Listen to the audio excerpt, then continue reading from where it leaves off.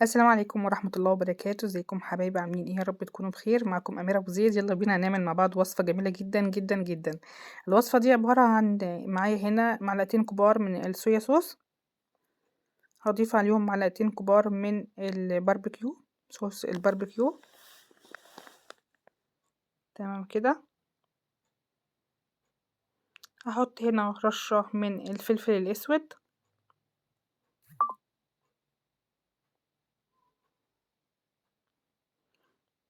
وهضيف كمان معلقة كبيرة من السبع بهارات،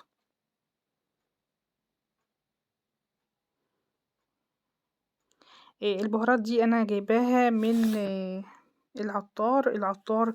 هي كانت خاصة بيه، يعني انا كنت شايفاها مكتوب عليها كده اللي هي بهارات النيتي، فشكلها كنت جربتها قبل كده، كانت بصراحة تحفة قوي. هي اسمها بهارات النيتي. انا جايباها هنا من العطار ده، يعني مشهور في المنصورة هنا. حطيت هنا معلقة كبيرة من السمن البلدي ومعلقة كبيرة من الخل.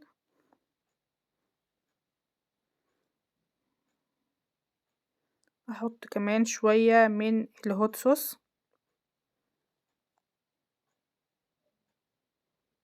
يعني حسب ما انتي بتحبيها. لو مش متوفر عندك ممكن تحط شوية شطة، لو مش بتحبي الشطة والسبايسي تقدري تستغني عنها. بحط هنا شوية من الملح.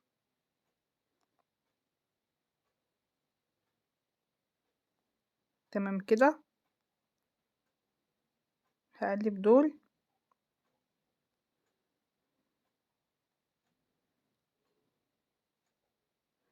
هجيب هنا بصلاية كبيرة وقطعتها شرايح زي ما انتوا شايفين كده.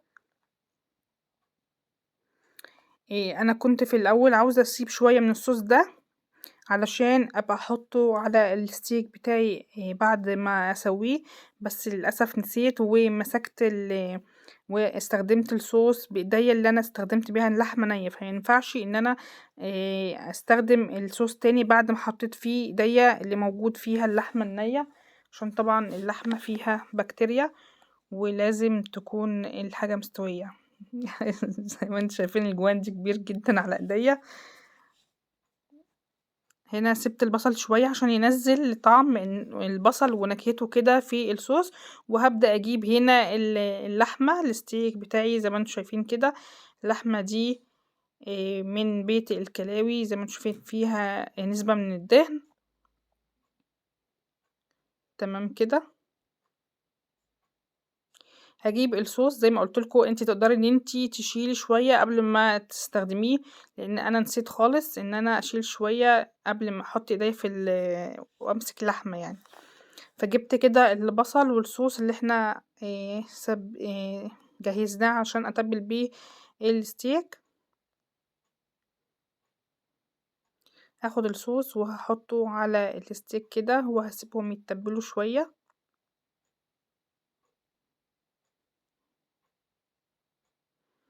هغلف كده اللحمة بتاعتي كويس جدا بالصوص والبصل عشان تاخد النكهة والطعم الحلو ده اللي موجود في الصوص.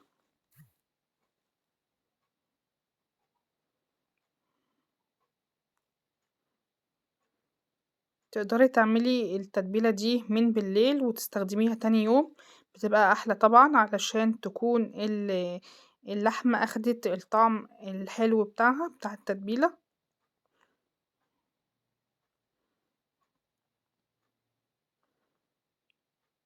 تقدري تقدمي كمان الستيك ده مع رز بسمتي او مكرونة، او ممكن مع بطاطس بيوريه وعيش وسلطات. تمام كده. هسيبها بقى تتبل معايا، فانا هستخدمها على طول. فانا حطيت هنا طاسة تكون سخنة كويس جدا زي ما انتم شايفين اهيت الطاسة بالشكل ده. هنزل على طول باللحمة. انا مش هحط فيها اي حاجة خالص زي ما انتم شايفين. اللحمة فيها نسبة الدهون، وكمان انا حاطة فيها سمنة علشان السمنة تديها طعم حلو. تقدري تسويها على جريل او تدخليها الفرن او تعمليها في طاسة زي ما انا عملتها كده. هدي للحمة بتاعتي صدمة، اتأكد ان هي اخدت صدمة من الجنب ده. هقلبها بقى على الجنب التاني. شايفين؟ هبدأ اعمل كل القطع اللي معايا بالشكل ده.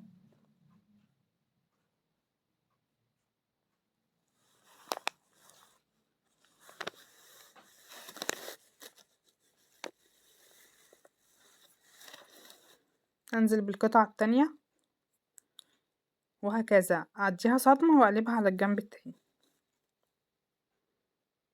كده تمام.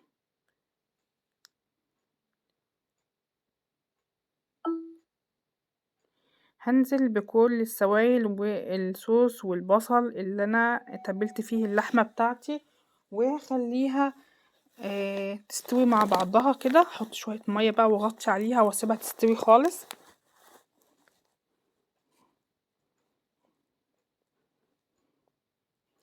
الصوصات دي هتديها نكهة حلوة جدا، هتديها زي طعم الدمجلاس اللي بنشتريه جاهز او ان احنا نعمله في البيت، بس هو بياخد طبعا وقت طويل جدا لو اتعمل في البيت.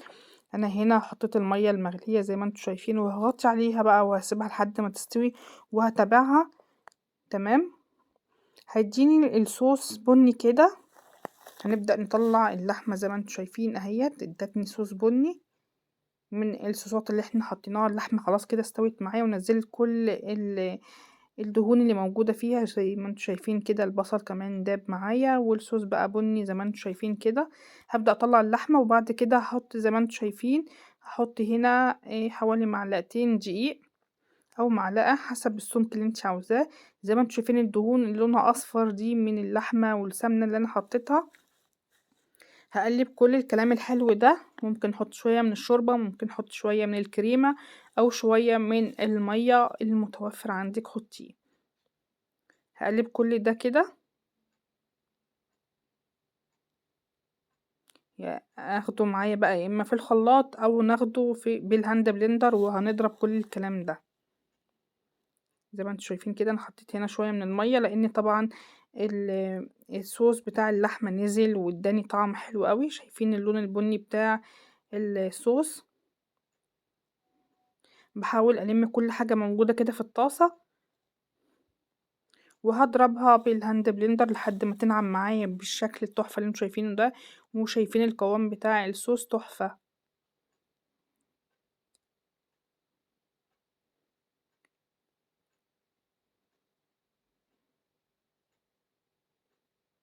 شايفين بجد الوصفة دي محتاجة ان انتي تجربيها. كده احنا بنعمل لولادنا اكل مطاعم في البيت. وهنا بحط برضو شوية من البهارات اللي انا جايباها من العطار زي ما قلتلك، او لو مش متوفرة او انتي مش عارفة تجيبيها هاتي البهارات ال7 بهارات بالشكل ده. خلاص القوام كده تمام. شايفين لونه تحفة وطعمه رهيب. وقدمته كده الستيك مع مكرونة سباكيتي مسلوقة وحطيت هنا الستيك بتاعي وزينته كده زي ما انتوا شايفين بالصوص البني اللي كان موجود معانا في الطاسة. وحطيت هنا كمان شوية كده من الهوت صوص بيديني لون حلو وطعم حلو. وبألف هنا وشفا. شكلين الوصفة تحفة. زينتها هنا بشرايح الليمون ممكن نعصرها كمان على الستيك. بجد تحفة وكان طعمه جميل جدا عجب كل اللي اكله. شايفين شكل الطبق عامل ازاي؟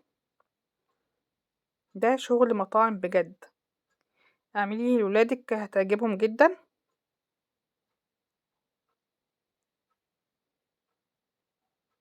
وقدمت هنا الصوص بتاعنا. حطيت برضو الصوص اللي احنا عملناه حطيت عليه رشتين كده من الهوت صوص عشان يديني اللون البني مع اللون الاحمر الحلو ده ويبقى طعمه تحفة.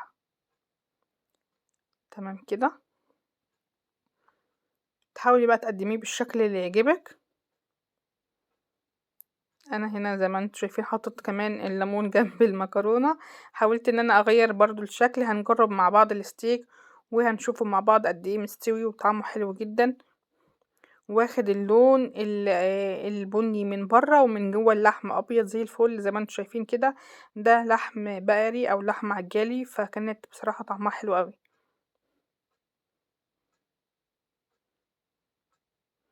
تقطع معايا بكل سهولة. هحطها بقى في الصوص وناكلها كده بألف هنا وشفا. شايفين الجمال؟ حاجة كده فاخر من الاخر. انا جوعت. ان شاء الله تجربوا الوصفة هتعجبكم. ما تنسونيش في اللايك والشير والسبسكرايب.